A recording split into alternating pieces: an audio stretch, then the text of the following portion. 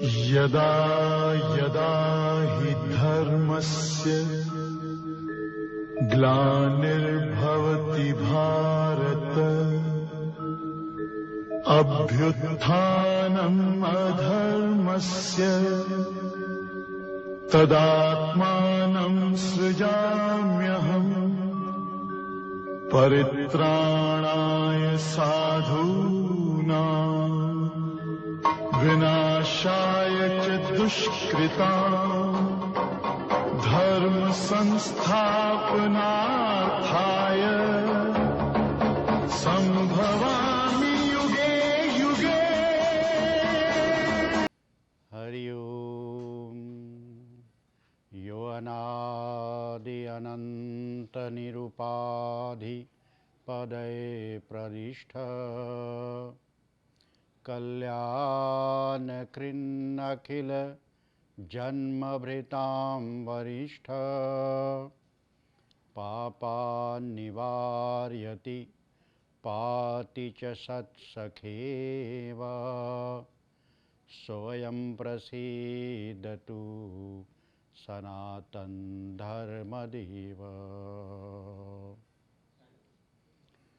प्रिय दर्शकों, सादर नमस्कार।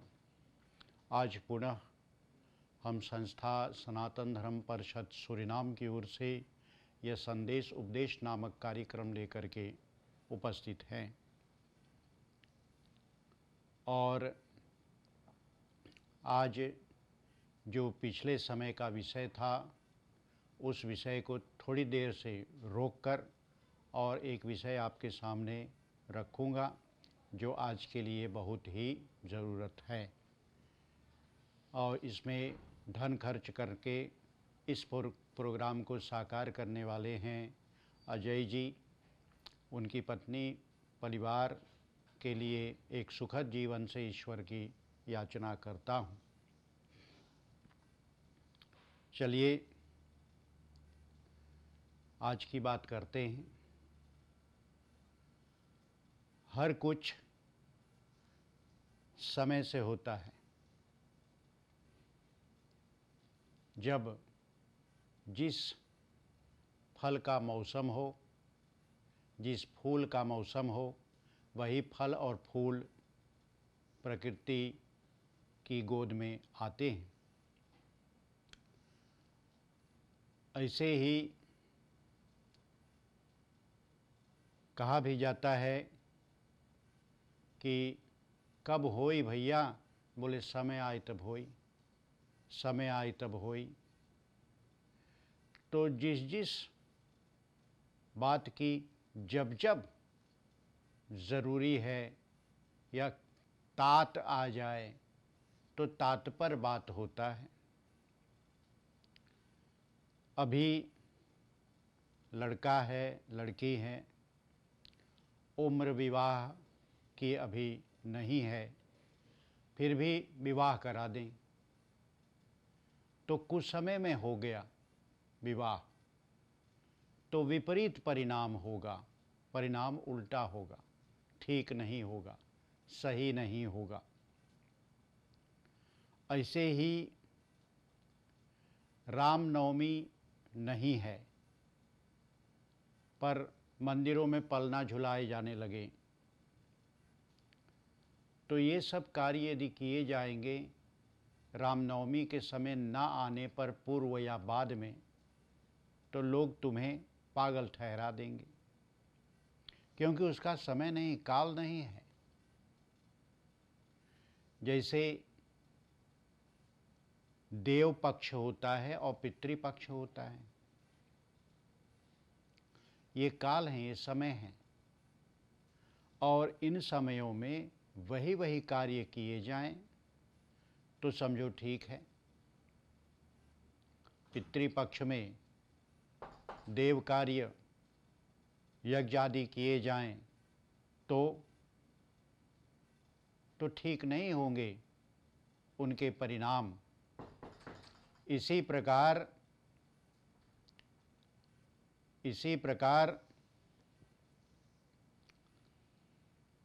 देव कार्य जब जब होते हैं तो उनको ज्योतिष या तो पंचांग अनुसार काल निर्णय करते हैं। समय ठीक से देख करके आज यजमान भी बुद्धिमान हो गया है और वो भी पंडितों से बात करता है कि पंडित जी समय देख लेना, अच्छे समय पर मेरा कार्य कराना, क्योंकि हमें परिणाम अच्छा चाहिए, हमें फल अच्छा चाहिए, इसीलिए समय देख के कार्य किया जाता है। अब होली नहीं है, पर होलिका दहन और चौताल सब कुछ करें, बहुत उत्साहपूर्ण आह्लादपूर्ण बात है, किंतु होली का समय नहीं है। तो यदि वो काल ना आ जाए और काल के पूर्व या बाद में उससे संबंधित कृत्य किए जाएंगे तो अच्छा नहीं होता है। जैसे मल मास में यज्ञ आदि संस्कार कार्य वर्जित किए गए हैं, किंतु फिर भी यदि किए जाएंगे तो उनके फल जो है वो बहुत ही भयानक हो सकता है। खरमास, अधिक मास, इन समयों में, जबकि ज्योतिष शास्त्र में जिन जिन कार्यों को वर्जित किया गया है, यदि उन्हें किए जाते हैं तो बहुत भयानक परिणाम उस यजमान पर या उस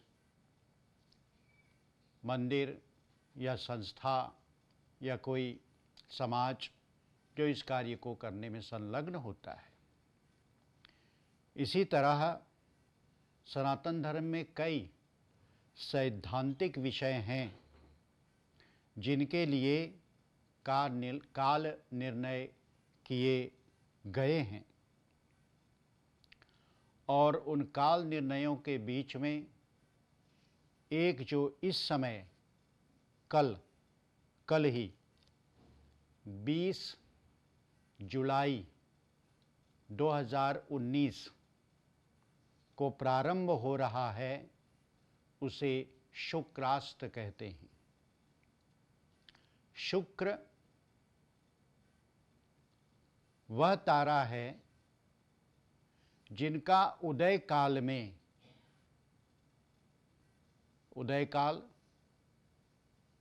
में हर धार्मिक मांगलिक कार्य करना बहुत ही उत्तम होता है। पर यदि वही शुक्र अस्त हो जाए तो शुक्र तो कहीं अस्त होता नहीं है। जैसे सूर्य अस्त नहीं होता, पर हम अस्त मान लेते हैं। 12 घंटे में सूर्य के उदय के उपरांत हम अस्त मान लेते हैं, पर हम जिस क्षेत्र में जहाँ पर हैं वहाँ से अब सूर्य नहीं दिखता, अर्थात दिन समाप्त हो गया और रात्र प्रारंभ है। तो सूर्य अस्त नहीं होता, किंतु फिर भी अस्त मानते हैं। इसी प्रकार शुक्र का भी अस्त मानते हैं, और ज्योतिर्विद विद्वानों ने इसे ज्योतिष के अनुसार, जो वेद का अंग है उसके अनुसार ये निर्णय दिए हैं, और जो आज पंचांगों में पत्रा में ये दिए जाते हैं, बताए जाते हैं, अवगत कराया जाता है पहले से कि इस काल में क्या नहीं करना। न यात्रां न विवाहं च न च वास्तु निवेशनम न प्रतिष्ठां च देवानां प्रासाद ग्राम भूरुहाम। ज्योतिष शास्त्रे चतुर्वर्ग चिंतामणि हेमाद्रि में यह लिखा हुआ है, बताया गया है, और कहते हैं कि कब, तो बोले हैं भूरुहाम अर्थात जबकि शुक्र का अस्त हो जाए तो यात्रा, देव यात्रा, विवाह संस्कार, गृह निर्माण, घर का बनाना प्रारंभ करना, गृह प्रवेश, नए घर में प्रवेश होना, यज्ञ पूजा, देव प्रतिष्ठा और मंडप आदि का छादन, इमारत, मंदिर निर्माण, नए गांव की स्थापना, एक नवा प्रोजेक्ट जहां लोग बाद में बसेंगे, जमीन जोतना, ये काम शुक्र अस्त में ना करें। ना करें का अर्थ है कि वर्जित है, करना नहीं चाहिए। और यदि करें तो यदि करें तो बहुत भयानक परिणाम होता है। तो इसलिए कल से इस साल 2019 में कल 20 तारीख जुलाई है, तो 20 तारीख जुलाई से शुक्र का वार्धक्य प्रारंभ होता है और 3 दिन बाद शुक्र अस्त हो जाता है। तो इस काल में और इसे लेकर के कहाँ तक 11 सितंबर तक, 11 सितंबर 2019 वहाँ तक शुक्रास्त माना जाता है और शुक्रास्त में मंगल कार्य वर्जित हैं। मंगल कार्य जो मांगलिक कृत्य हैं अर्थात मुंडन आदि, विवाह, यज्ञोपवीत, ये सब मांगलिक कृत्य हैं। और उसके साथ यज्ञ आदि भी परम मांगलिक है, जिससे मंगल हो अर्थात जो अत्यधिक कल्याणकारी हो। तो इन कार्यों को वर्जित किया है। वर्जित माने फरबोदन। और इस वर्जित के लिए और भी आगे कहा है कि सनातन धर्म के लिए सनातन ग्रंथों में जैसा लिखा हुआ है वैसा आपको एक श्लोक सुना देता हूँ। वापी कूप तड़ाग यज्ञ गमनम क्षौरम प्रतिष्ठा व्रतम विद्या मंदिर कर्ण वेधन महादानम गुरोह सेवनम तीर्थ स्नान विवाह काम्य हवनम मंत्रोपदेशम शुभम दूरे नैव जिजी विशुः परिहरे दस्ते गुरौ भार्गवे। बात बिल्कुल स्पष्ट है, संस्कृत कठिन नहीं है, सरल है और संधियां कम हैं।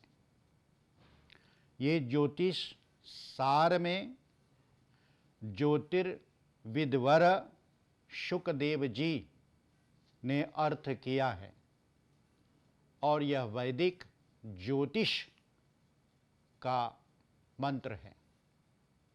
तो इससे ये बताया जाता है कि जो कुआं खोदना है,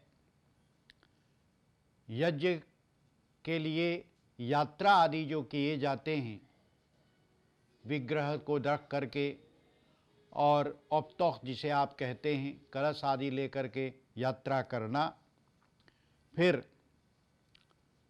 क्षौरम मुंडन, प्रतिष्ठा व्रतम भगवत विग्रह की प्रतिष्ठा अपने यहाँ मंदिर में और या तो गांव शहर के मंदिर में, विद्या मंदिर पाठशाला निर्माण या तो उद्घाटन, कर्णवेधन कान छेदना, महादान अर्थात गौ आदि स्वर्ण, ये महादान विशेष काल में जो किए जाते हैं वे, फिर गुरु सेवनम और गुरु सेवा प्रारंभ इस समय में, इस काल में न, तीर्थ स्नान भी न करें, विवाह कभी ना करें, बिल्कुल वर्जित है, प्रबोध विवाह ना करें।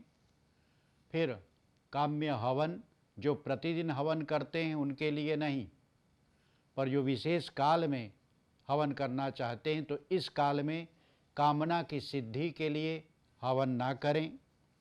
मंत्रोपदेशम अर्थात गुरु शिष्य को, विद्यार्थी को मंत्र का उपदेश ना करें इस काल में। ऐसे शुभ कार्य जो हैं अभी गिना दिए हैं कुछ, तो शुभम दूरे नैव, दूरेन दूर से ही, दूर से ही, जिजीविषुः जो आगे जीने की इच्छा करते हैं, जिजीविषुः जो जीने की इच्छा रखते हैं, वे दूरे नैव दूर से ही, परिहरे दस्ते इसका परिहार कर दें, दूर से ही छोड़ दें, नगीच न पहुँचें, कि शुक्रास्त के समय ये विवाह आदि जो कार्य हैं उसे न करें। ये सनातन धर्म सिद्धांत है। अब कोई कर ले करा ले, मर्जी उनकी, कराने वाला धर्म को जानता है, सनातन सिद्धांत को जानता है भली प्रकार, तो पहले से बता देगा कि वो नहीं करेगा।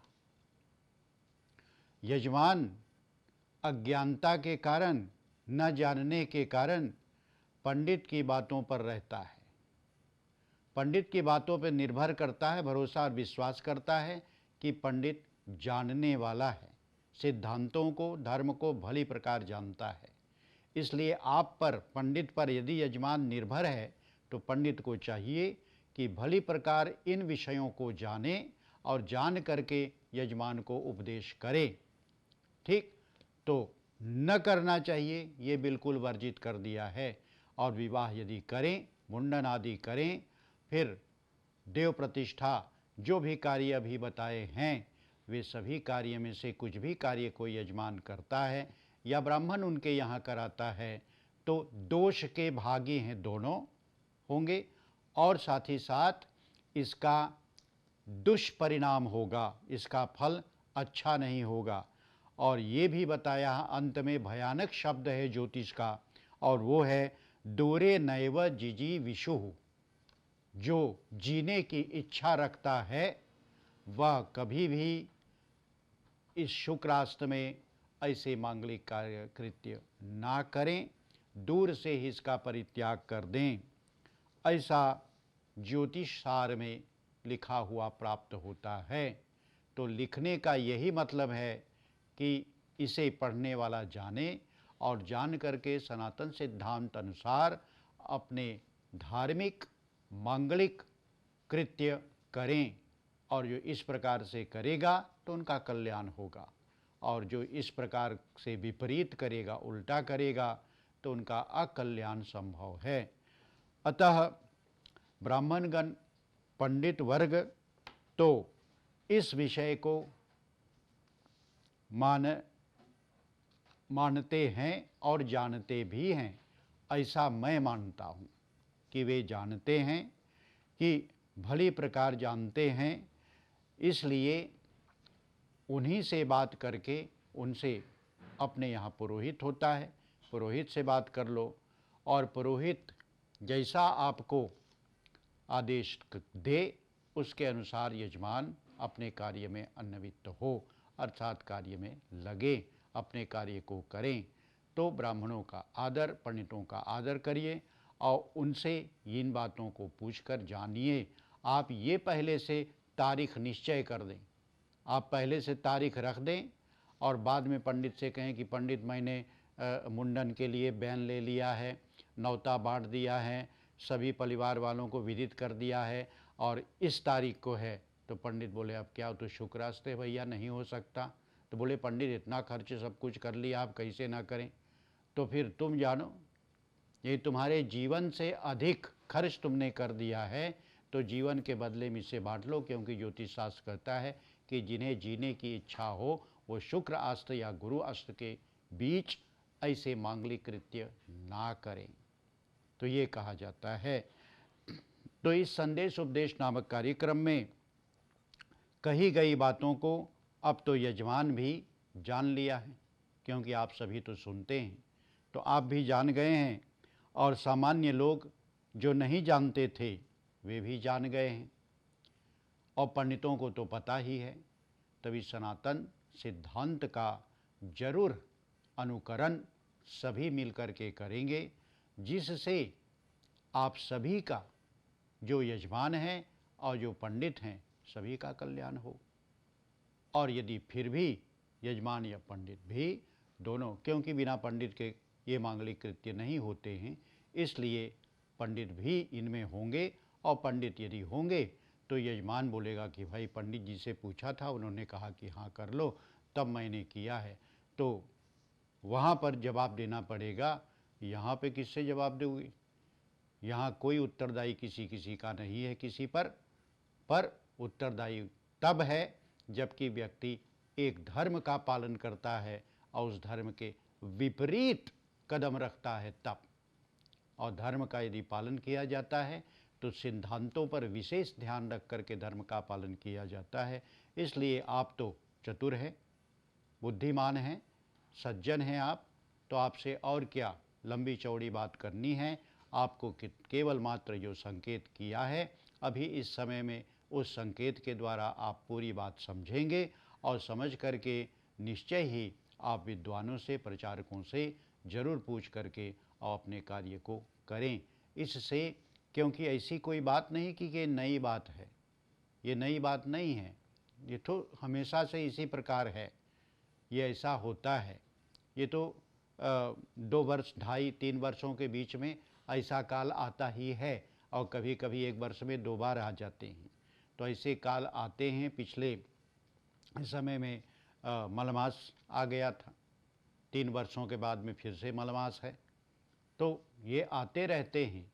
तो इन बातों में ऐसी बात नहीं कि यदि कोई बताए कि इनमें ये नहीं करना, वो नहीं करना, ये कर सकते हो, वो कर सकते हो, तो कोई नई बात है नहीं, सही बात है। और उसी का कल्याण होता है जो अपने माने हुए धर्म के मार्ग पर भली प्रकार चलता है, जैसे धर्म का सिद्धांत हो, ठीक। और सिद्धांत अनुकूल जो वर्ता है उनका निश्चय ही कल्याण होता है, अवश्य में कल्याण होता है। इसी प्रकार से आज के इस समय में शुक्राष्ट में आप कोई भी मांगलिक कृत्य ना करें, ऐसा, क्योंकि सनातन धर्म परिषद सूरीनाम का ये संदेश सब तक पहुंचना था, इसलिए पहुंचाया। और फिर जो भी समय आएगा जहां पर ये बातें करनी चाहिए उन्हें आपको अवगत कराता रहूँगा समय अनुकूल। और फिर गीता जी के विषय, अर्थात गीता जी में शिक्षा, जिस विषय को लेकर के मैं चल रहा था, अगले सप्ताह पुनः उस पर आ जाऊँगा, और उसके अनुसार फिर हम और आप मिलकर के गीता की शिक्षा की ओर ध्यान देते हुए आगे बढ़ेंगे। आज की वक्तव्य को यहीं पे विश्राम करता हूँ, और अगली बार आपके साथ में पुनः आमने सामने होंगे, इसलिए आप हमें इस समय विदा करें। हरि ओम, शांति शांति शांति। यदा यदा हि धर्मस्य ग्लानिर्भवति भारत, अभ्युत्थानम् अधर्मस्य तदात्मानं सृजाम्यहम्, परित्राणाय साधूनां विनाशाय च दुष्कृतां, धर्म संस्थापनार्थाय